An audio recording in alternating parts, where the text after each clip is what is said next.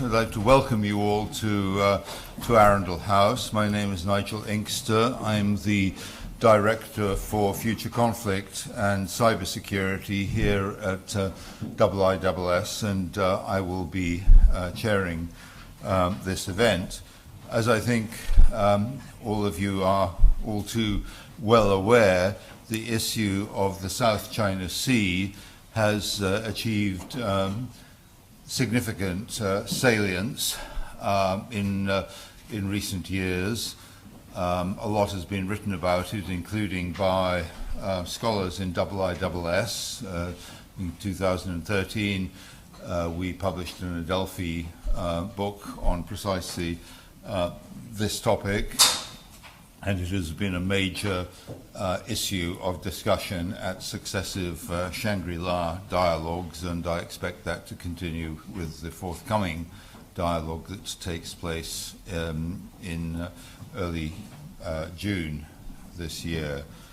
I'm not going to rehearse here all of the issues around the competing claims to assets within the South China Sea. I suspect these are all too well known, and in any case, you haven't come to hear me.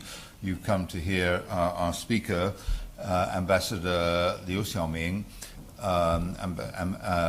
Chinese ambassador to the United Kingdom, with a very distinguished diplomatic pedigree, having served previously as deputy head of mission in the United States of America, as Chinese ambassador to Egypt, and also to the Democratic Republic of North Korea.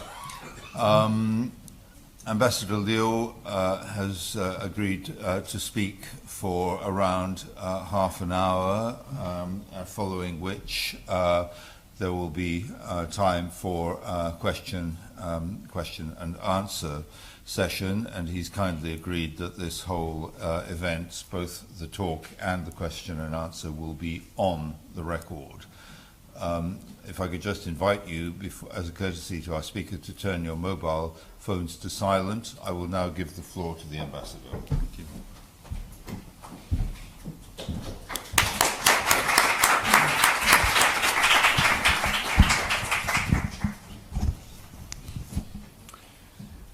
Thank you very much, Nigel, for that kind introduction.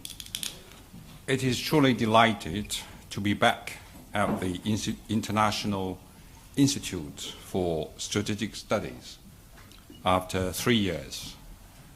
Back then, I was invited by Dr. Chipman to talk about China's diplomacy in the new era. Today, my speech will also be about China's diplomacy, but this time I will focus on one issue: the South China Sea. Recently, the South China Sea issue has attracted much attention and media coverage. However, the articles and reporting show that the truth and the facts behind the issue remain unclear to most people. Misunderstandings still exist. So I've chosen to speak about this issue at IISS, a prestigious institution that focuses on international security. I will expound on China's position and policy, and then take questions from you. I hope our interaction today will help you to gain more comprehensive understanding of this complicated and difficult issue. In order to be objective, impartial, and rational on the issue of South China Sea, one must get to the root of the issue and put it in perspective. So I would like to begin with the history of China and the South China Sea. The island and reefs in South China Sea have long been Chinese territory since ancient times. I emphasize ancient times to highlight the historical facts that put South China Sea firmly on the map of China. To elaborate on this, let me share with you the 4 firsts. China was the first to discover the island in the South China Sea. Some of the countries attempt to claim some of the islands on the ground of prior perception. They try to get away with their illegal occupation by referring the Nansha Island as a terra nullius. In fact, as early as 200 BC, during China's Han Dynasty, the Chinese had large-scale and frequent seafaring and fishing activities in South China Sea. There is clear evidence that South China Sea was already used by China as an important shipping route since ancient times. It follows that because of frequent shipping, Chinese became the first to discover islands in the South China Sea. Marin Samuels is known for his studies on the South China Sea. He wrote a book in 1980s called Contest for the South China Sea. In this book, he wrote, along the way, both literally and figuratively, South China Sea and its islands have shaped the geographical cognita of the Chinese world order. Second, China was the first to name the islands in South China Sea. Today, Nansha Island of South China Sea is called Spratly in the West. This name comes from British sea captain called Richard Spratly, who thought it was he who discovered and named the island in 1843. But actually, the Chinese had started to name the Nansha Island about 2,000 years before he did. In various kinds of Chinese historical records dating back to over 2,000 years, the South China Sea is known as a Zhanghai, or rising sea, and the island's reefs, shoals, and sands as a qitou, or rugged peaks. In historical documents of later dynasties, after Han Dynasty, ancient names referring to today's Xisha Island, Nansha Island, and individual islands in the archipelago are clearly recorded. A popular sailing guide called Geng Lu Bu was compiled by Chinese fishermen. This was during the Ming and the Qing dynasties. Between 14th and 20th century, this book names the dozens of islands of the South China Sea, including those in Nansha, are recorded. Many of these names have been widely adopted and used by international sailors until even this day. Third, China was the first to exercise administrative jurisdiction in the South China Sea. Ever since China's Tang Dynasty, about 1,200 years ago, successive Chinese governments have exercised jurisdiction over the South China Sea. This includes islands and waters around them. The sovereignty was established through administrative establishment, naval patrol, resources development, and management. In the 10th century, during China's Song Dynasty, local chronicles explicitly recorded that the island in the South China Sea was under the administrative jurisdiction of Qingzhou, which is today's Hainan Island. In 1279, China's famous astronomer Guo Zhouqing was recorded traveling to the South China Sea and building observatorial facilities the governments of Ming and the Qing dynasties both placed the South China Sea under supervision of a naval patrol.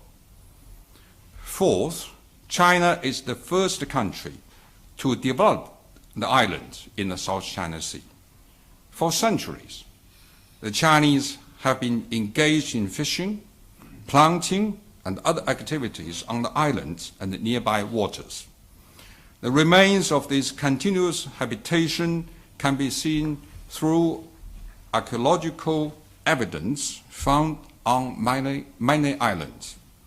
The fact that only Chinese live on Nansha Island is recorded clearly in a book called The China Sea Pilot, published by the British Navy in 1868. The aforementioned four first are based on substantial and concrete historical evidence. They testify to the fact that the islands of the South China Sea have long been Chinese territory under successive, peaceful, effective administration. Until 1970s, it was widely recognized by international community that islands in the South China Sea belonged to China. Let me give you two examples. In 1883, Germany sent military vessels to Xishan and Nansha for surveys. The government of Guangdong province protested to the Germans, citing Chinese sovereignty. Germany had to stop the survey and withdrew their team. In 1958, the Chinese government issued a declaration on territorial waters applicable to all Chinese territory, including Xishan, Nansha, and other islands in South China Sea. The Vietnamese then Prime Minister Pham Van Dong sent to Chinese Premier Zhou Enlai a diplomatic note which explicitly recognized that Xishan and Nansha belonged to China. I can give you more examples like this if we have time.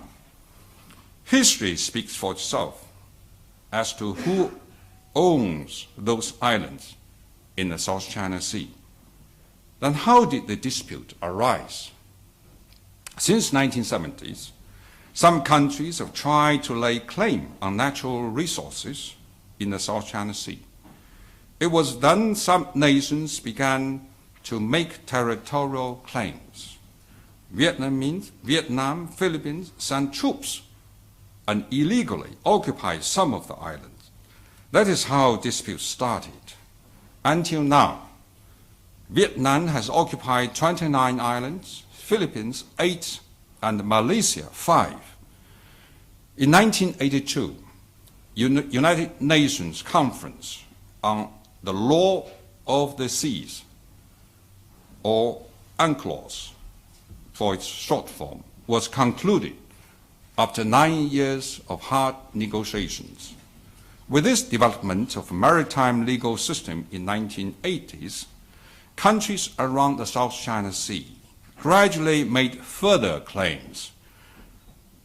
These were based on UNCLOS agreements that include exclusive economic zone, or EEZ. The EEZ defines continental shelf and other maritime rights and interests. Such overlapping claims in some cases gave rise to disputes of maritime delimitation. This has caused a further complication to the issue of the South China Sea. It is clear that there are two disputes at the center of the South China Sea issue. One is a territorial dispute caused by illegal occupation of Chinese territory. The other is a dispute over maritime delimitation caused by overlapping claims of maritime jurisdiction. These two disputes are intertwined and have made the issue highly complex. However, one thing is clear. Whichever angle one chooses to look at this issue, China has never been the troublemaker. Quite opposite. China has been a victim. Now, what is China's position and policy? For a long time, China has exercised a high level of self-restraint and forbearance on this issue. We have always approached the dispute in a constructive and responsible manner. If China had not maintained self-restraint, the South China Sea would not have been what it is today. I would like to summarize China's position as 5 commitments. First, China maintains a strong commitment to peace and stability in the South China Sea. For years, China has been a staunch force safeguarding and maintaining regional peace and stability. Building friendship and partnership with neighbors has always been a top priority in China's policy towards neighboring countries. The Chinese people are a peace-loving nation. Moreover, China's development needs a peaceful environment, especially peaceful surrounding environment. In the past 3 decades, peace and stability has enabled China to industrialize at a speed and scale that is unprecedented in human history. This advance by China can be largely attributed to peaceful and stable environment in its neighborhood and beyond. So China would be the last to wish to see the instability in the South China Sea. It means that China would be the first to oppose conflicts in the South China Sea. Second, China maintains a strong commitment to solving disputes peacefully through friendly consultations and negotiations. The ultimate resolution of territorial disputes, regardless of its mechanism or process, has to be agreed between parties directly involved. The dialogue must be based on negotiations on equal footing if such resolution is to be fundamental and lasting. Negotiations and consultation are the most effective way of dispute resolution. This is because it can, to a greatest extent, reflect the principle of sovereign equality and the will and the wishes of the parties involved. Since the People's Republic of China was founded in 1949, we have signed boundary treaties with 12 of our 14 neighbors on land. These treaties involved over 20,000 kilometers of boundary. Most of the neighbors are medium or small countries, but none of them has ever complained about the approach of China in the negotiations.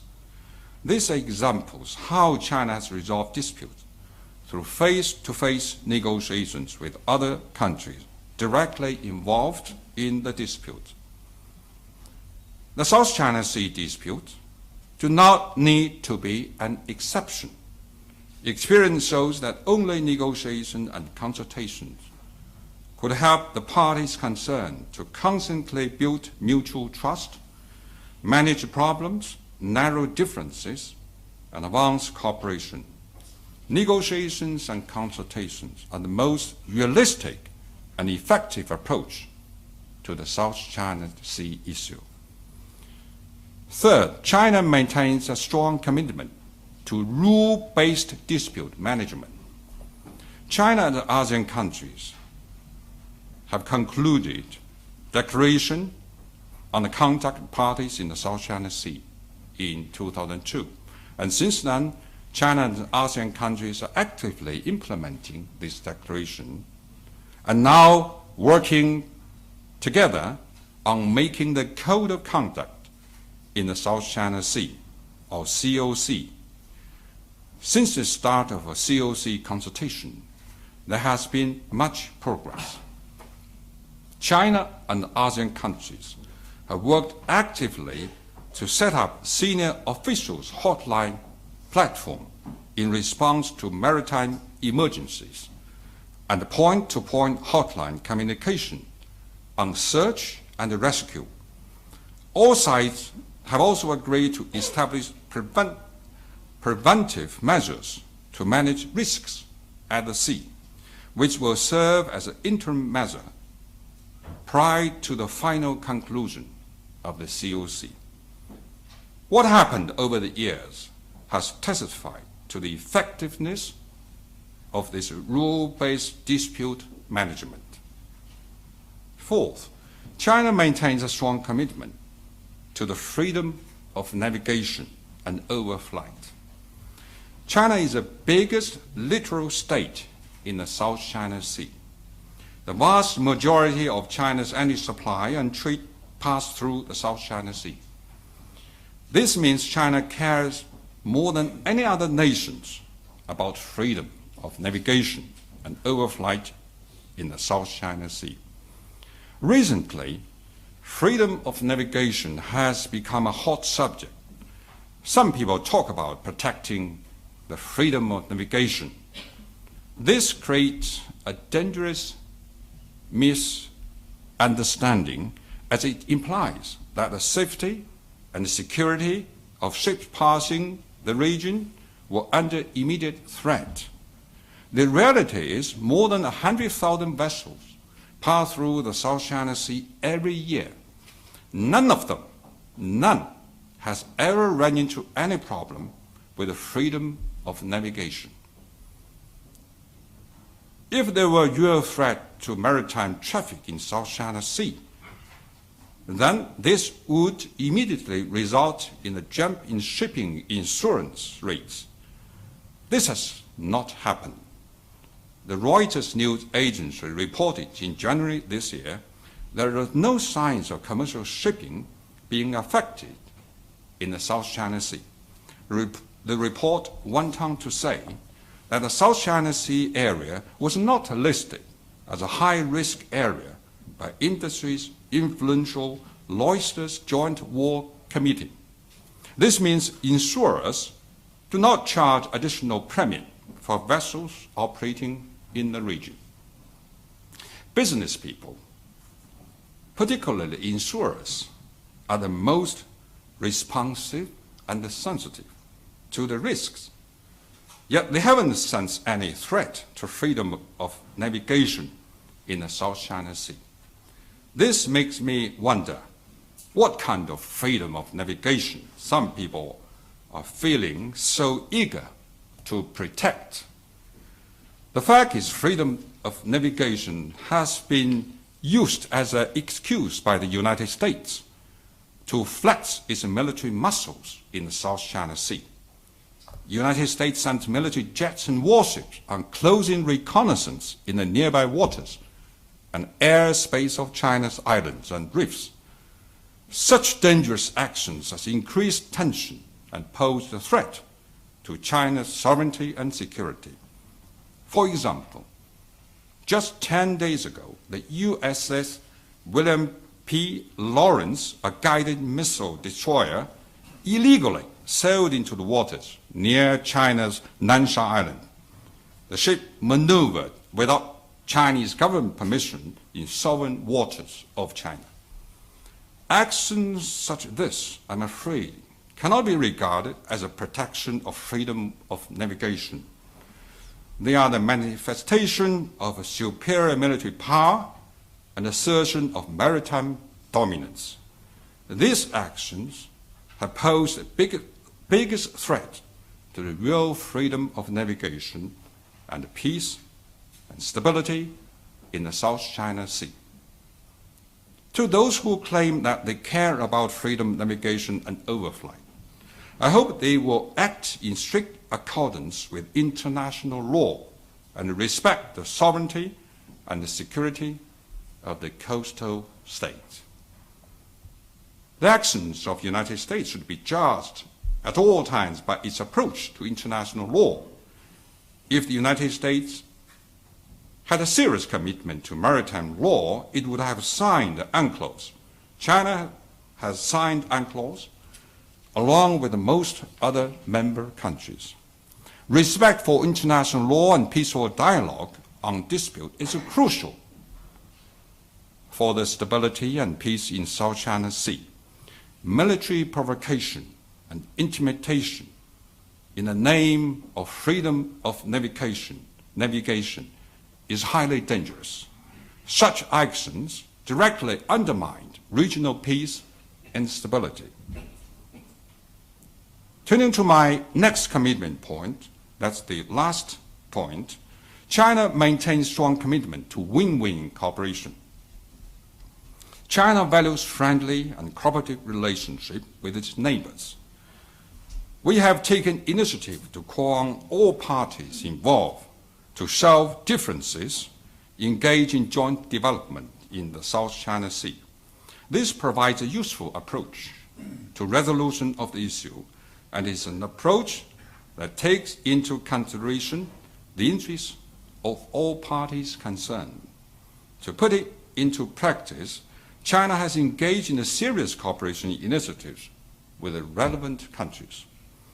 In 2005, oil companies from China, Vietnam, and the Philippines signed an agreement for joint marine seismic undertaking in central areas in the South China Sea. This was an effort for joint development of oil and gas resources in the South China Sea. In 2011, China announced the establishment of China-ASEAN Maritime Cooperation Fund with a total of 3 billion RMB yuan, or more than 300 million pounds. They were set up to fund maritime cooperation projects. 2 years ago, China put forward initiative of 21st Century Maritime Silk Road. This demonstrated the mutual benefits which ASEAN countries can enjoy by becoming regional hubs of the development. These measures and initiatives are evidence of China's efforts and good faith in seeking further and deeper maritime cooperation with its neighbors. And all these measures have been welcomed by the neighboring countries. The foresight 5 commitment constitute China's position on the South China Sea. They demonstrate China's sincerity for solving the issues, for securing regional peace and stability, for promoting common development in China's neighborhood. Recently, a number of hot issues have cropped up with regard to the South China Sea. So I would like to share my views on some of these issues. The first one is about arbitration.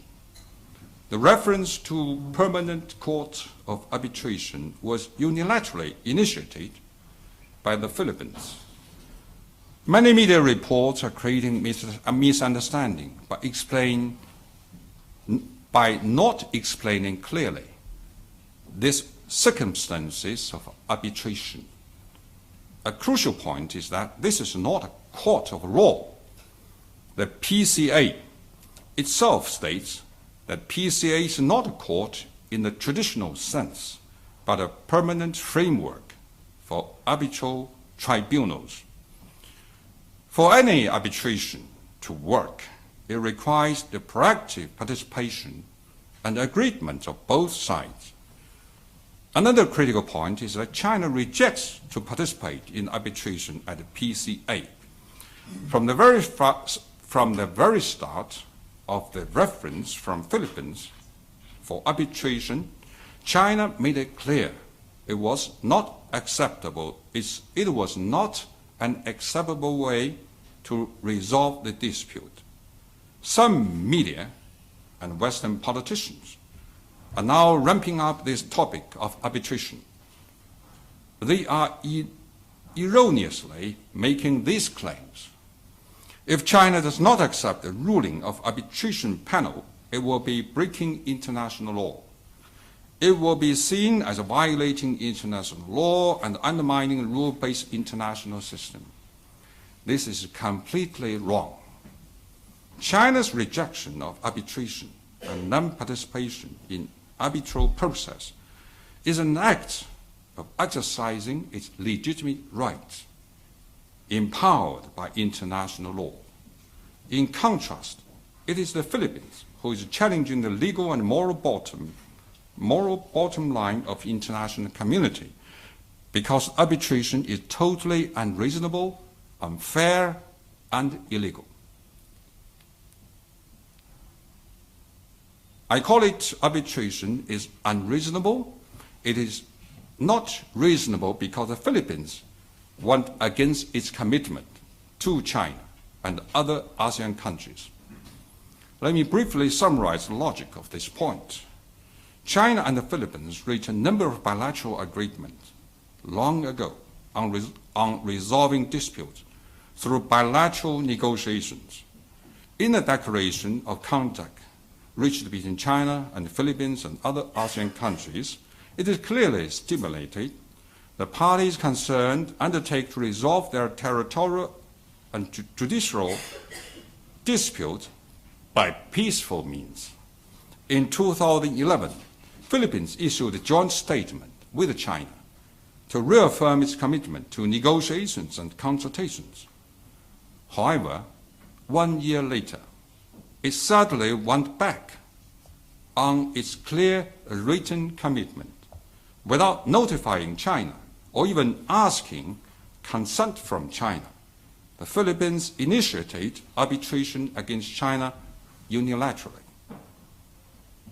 Pacta sunt servanda. In English, it means promise must be kept. It's a basic rule in international relations.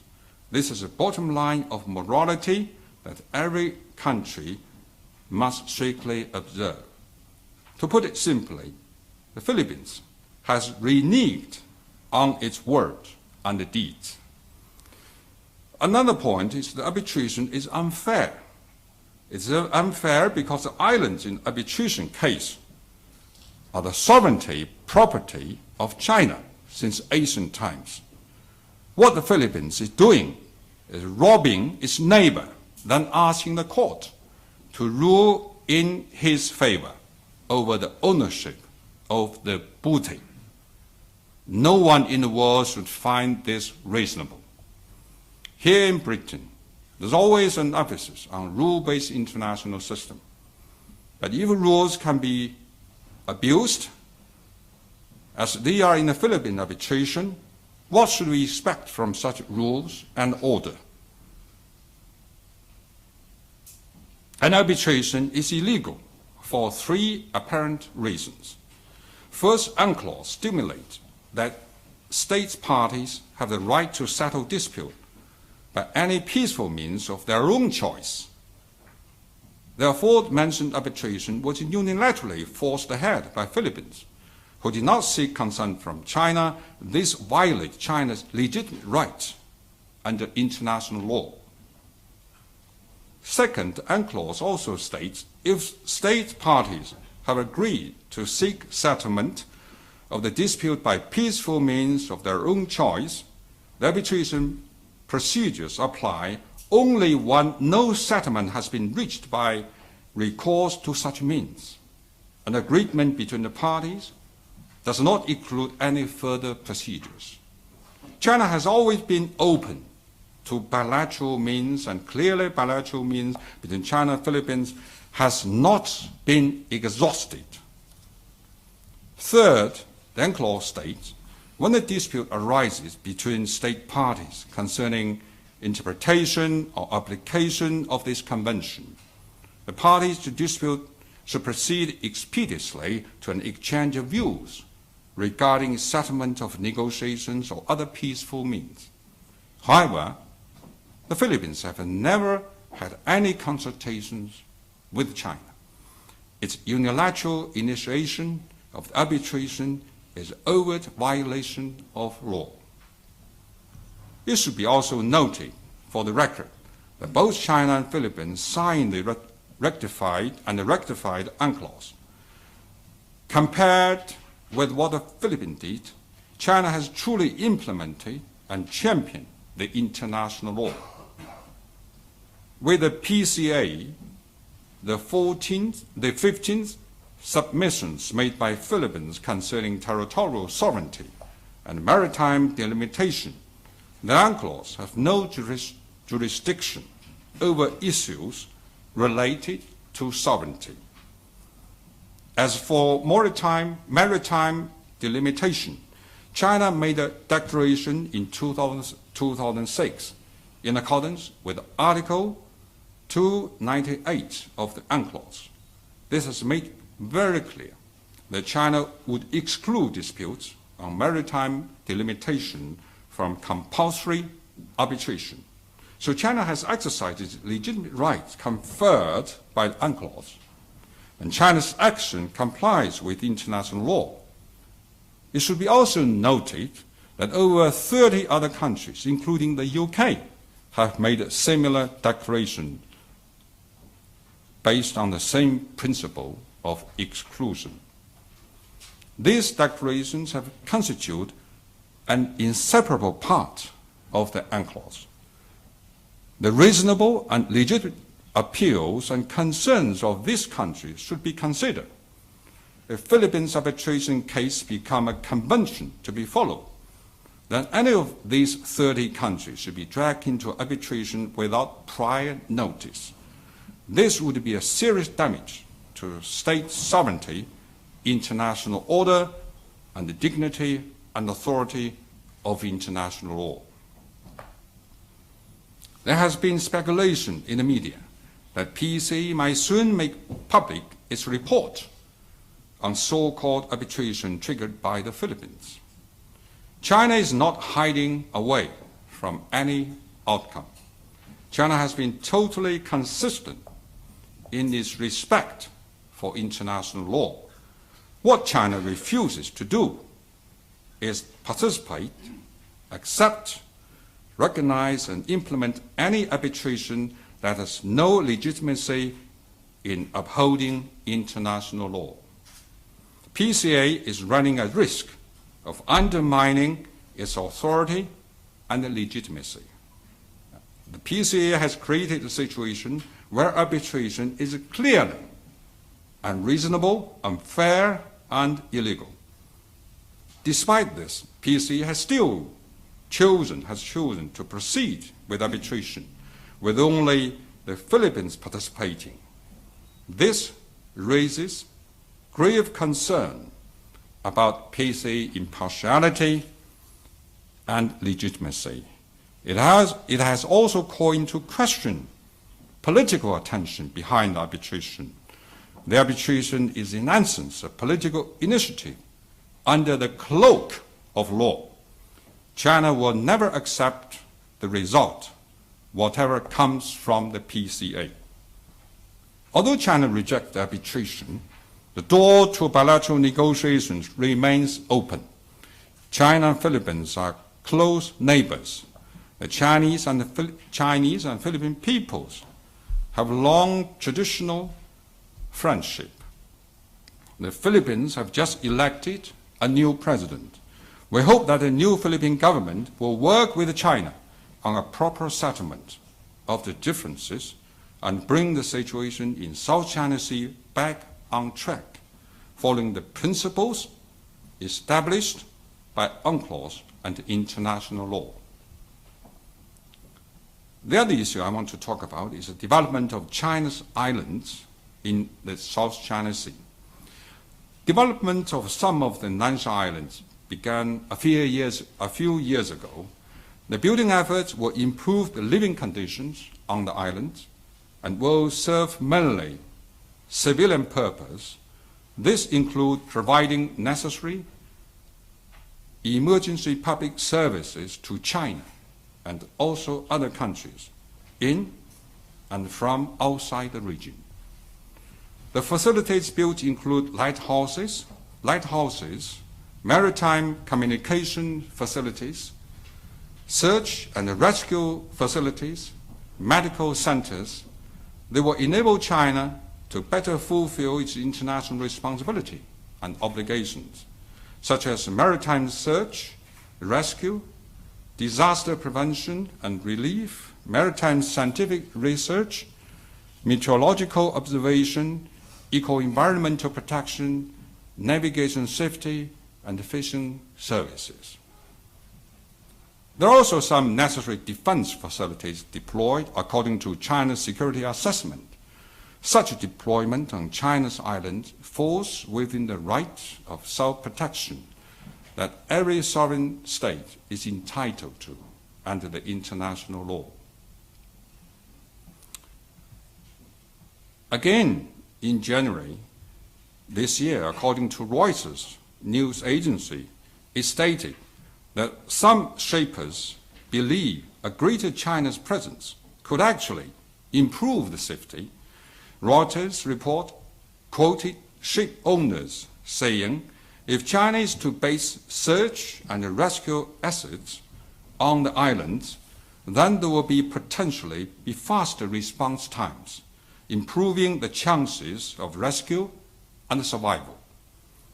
Earlier, I described the crucial importance of international trade, of safe and free of navigation for ships through South China Sea.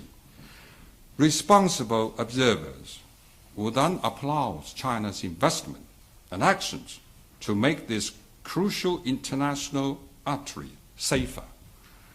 However, some people complained about scale and speed of building efforts.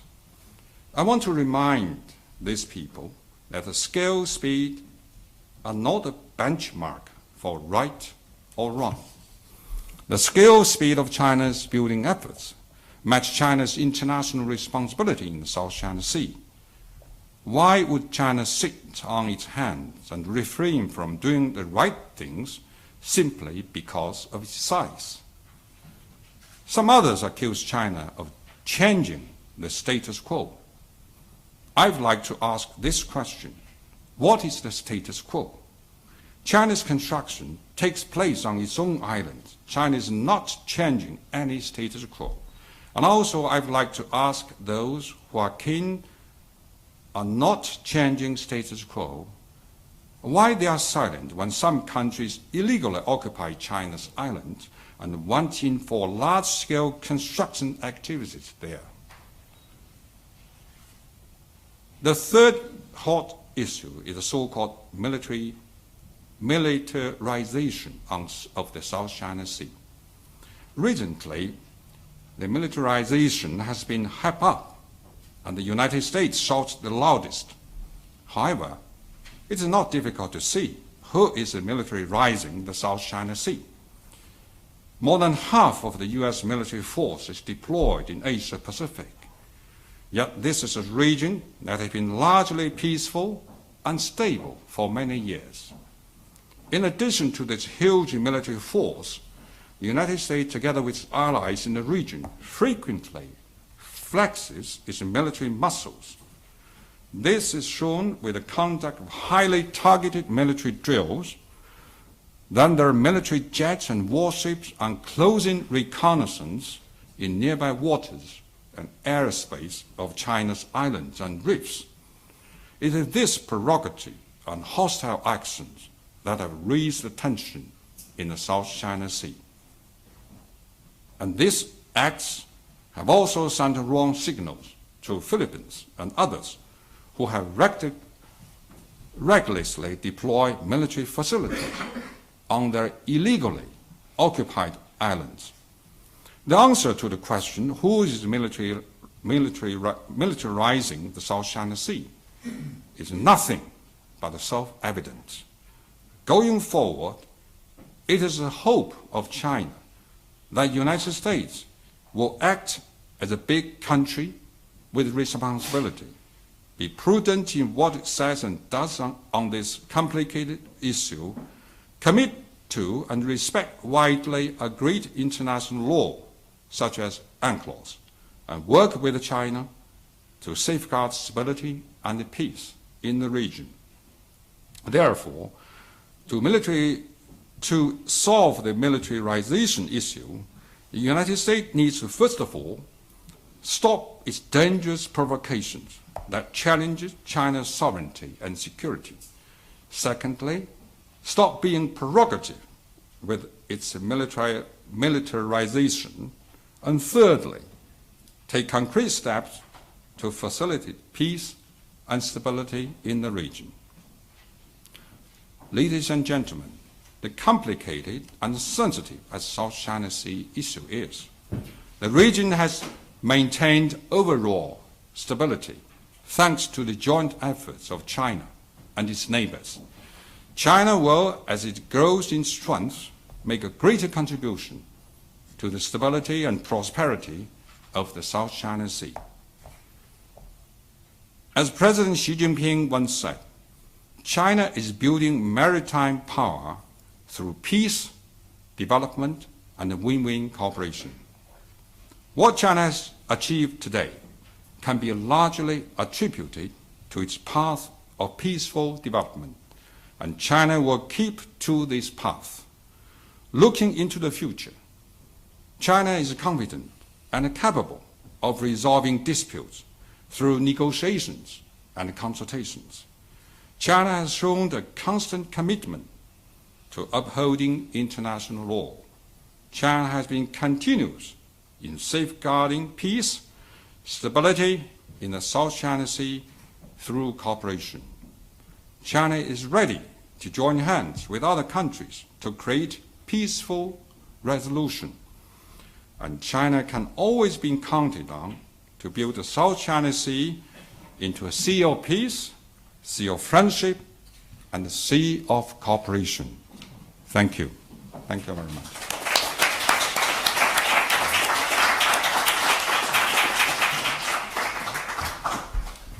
Ambassador, thank you very much for that very detailed presentation. We now have some 15 minutes for questions and answers. I would ask you, please, when I catch your eye, to tell us who you are.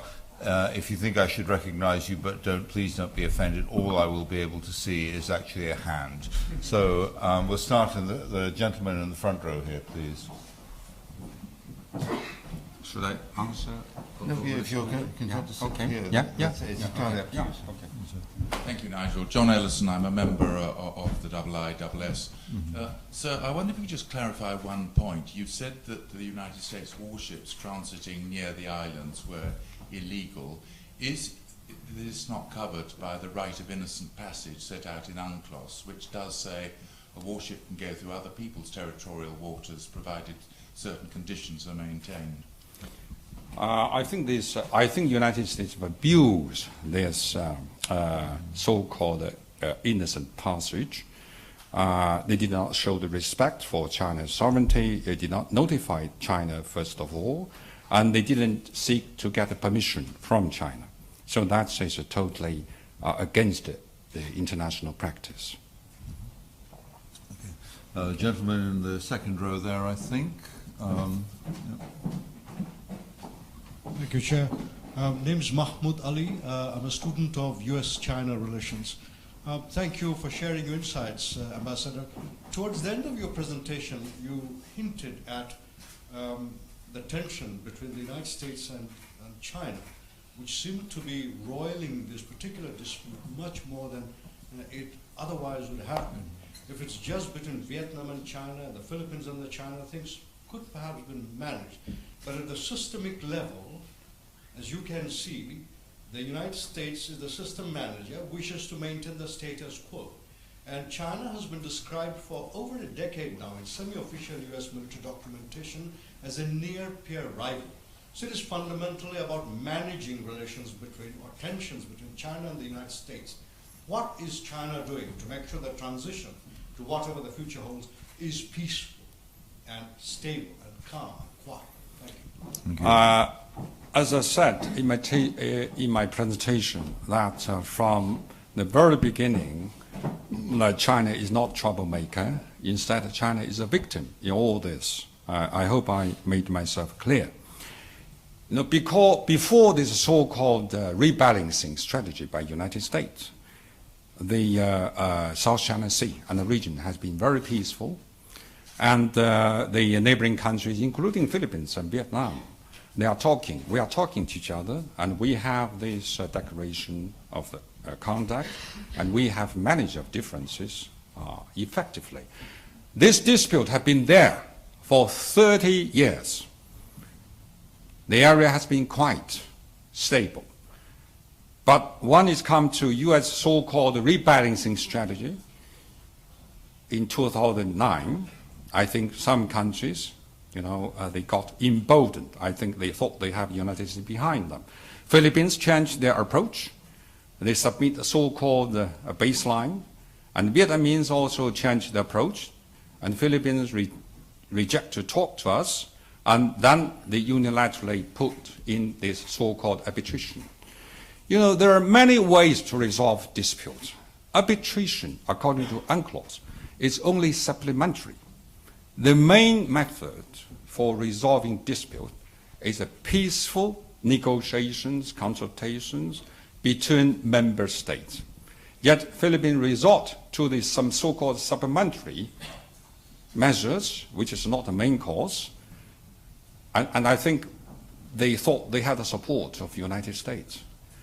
I think China want to have a good relations with the United States. There's no doubt about that.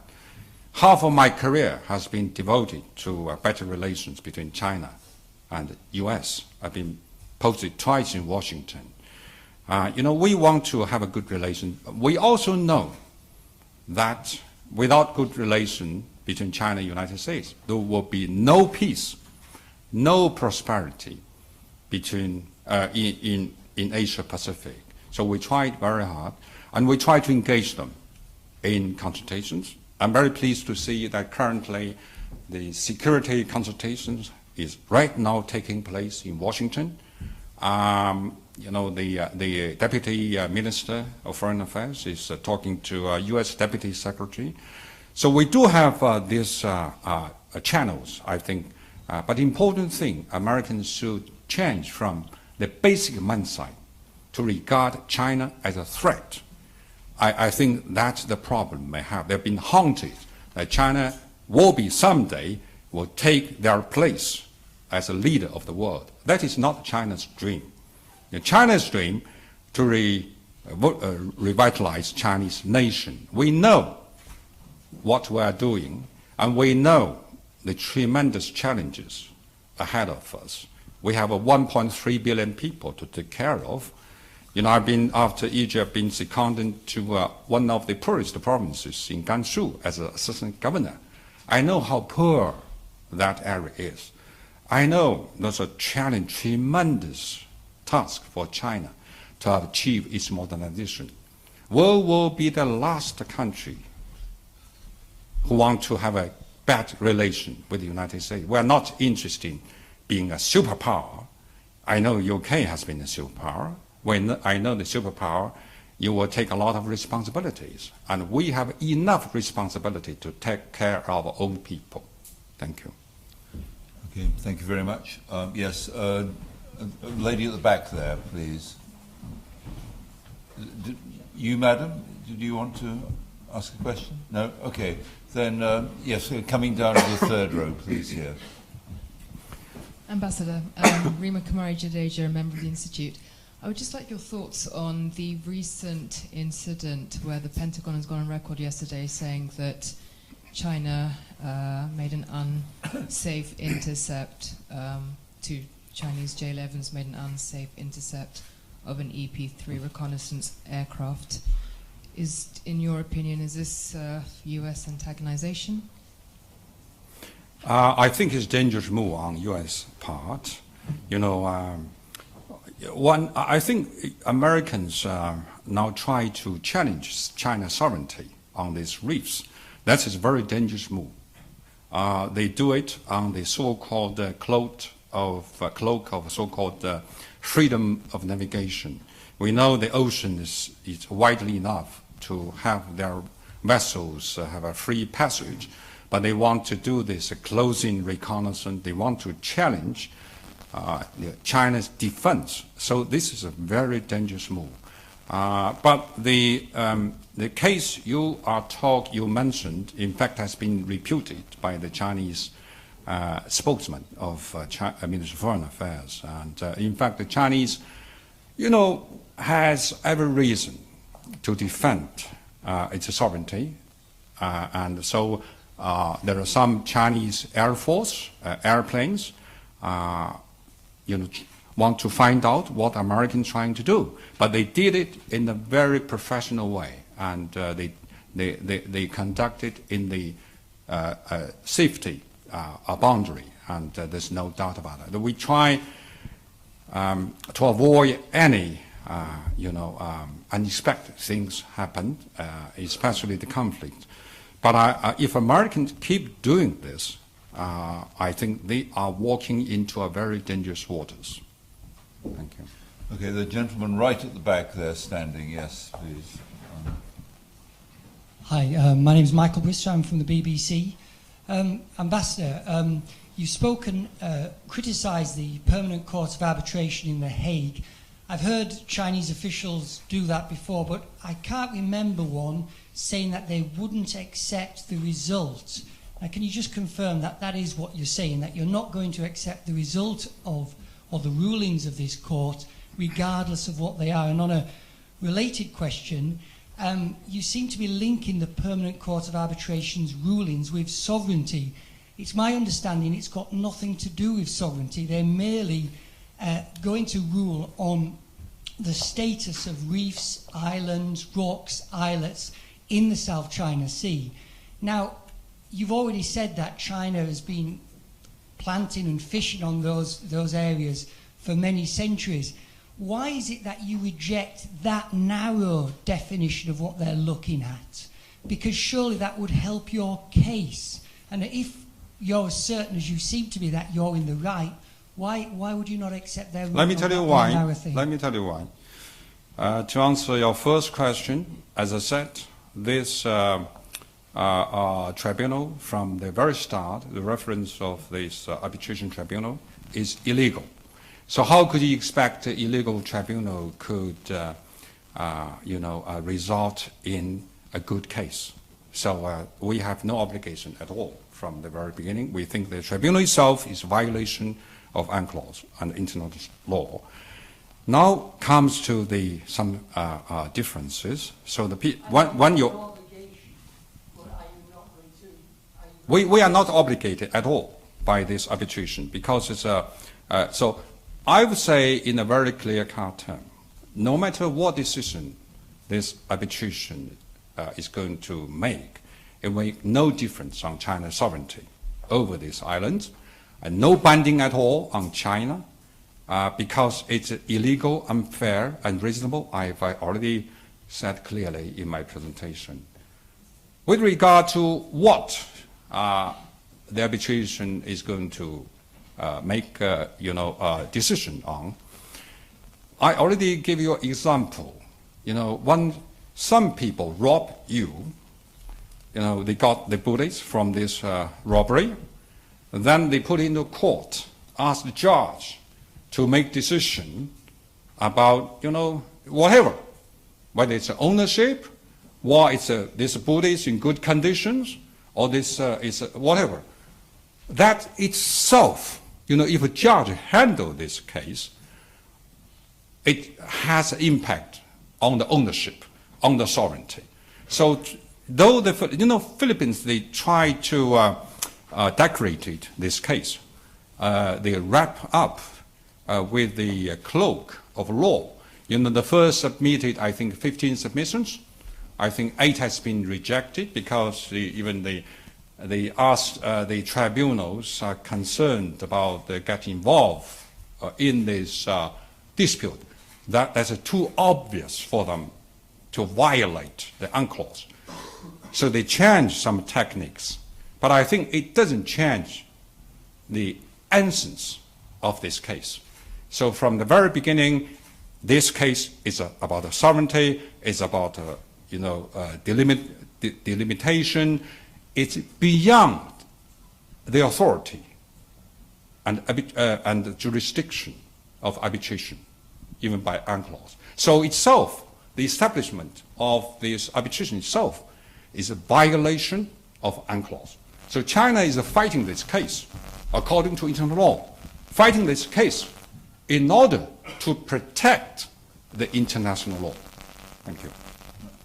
Okay, I think we have room for just one more question, so I'll take the gentleman in the second row there, please. And could I please ask you to be brief, because we're very close to being out of time. Thank you. My name is Danny Kwan from the London School of Economics. I'd like to ask your view on the U.S. economic narrative in the South China Sea, where you think it stands now. On the security side, Ashton, Carter, and others have, of course, been very proactive in escalating their rhetoric.